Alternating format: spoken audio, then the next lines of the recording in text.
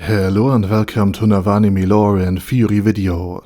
I'm Shergok, your host, and today we are going to take a closer look at how Shizu Delta enables us to look deep into the Great Tomb of Nezarec in more than just one way. But before we're going to take a closer look at any of this, let me quickly thank my patrons for supporting this channel, as well as say thanks to all users of the YouTube thanks function for making one-time donations. And with that said, let's get to the topic at hand. Shizu Delta isn't just an automaton who was only introduced with the Fall of Valkyria expansion in Yggdrasil Online. Her creation also gives us some really interesting insight into the situation in the Great Tomb of Nezarec back then. Because after Yggdrasil Online started having problems with player numbers, the developers tried through expansions like this one not only to bring modern elements into a fantasy world, like mech suits in the form of the Armor of Reinforcement, among other things, to compete with the mech games like Aberrage and win back or attract new players, but they also created Yggdrasil's equivalent of the Spellforged, the mechanoids from Dungeons and Dragons, Shizu Delta, and her kind, the automatons.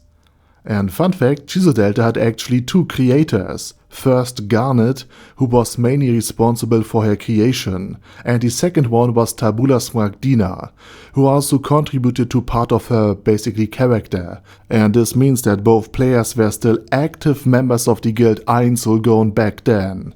So during the fall of Valkyria, Einsulgon hadn't been abandoned by all of its members. They were still mostly together. And creating Shizu Delta had also another side effect. Not only do NPCs inherit part of their creator's personality, but they also gain fragments of their knowledge. And because of this, Shizu Delta knew the password to the inner sanctum of Nezarec's treasury, simply because she was created by Tabula Smaragdina, the one who had set the password in the first place.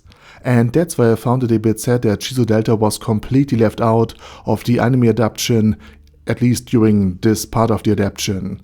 And honestly, I also find it really impressive how things like declining player numbers in Yggdrasil Online, the competition from mech games like Aberrage, and the developers' reaction with the Fall of Valkyria DLC all reflected the life cycle of a dying MMORPG. Even though Yggdrasil Online is mainly just the background for Einsulgon's journey to the New World and an explanation where all of the power mechanics came from and how the conflict between the dragons and the players were basically starting.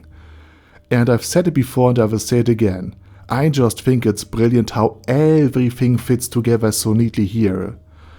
But alright, that's that for this video, and now it's your turn. What's your opinion on Shizu, her creator, and the level of detail in Overlord lore? Let me know it down in the comment section.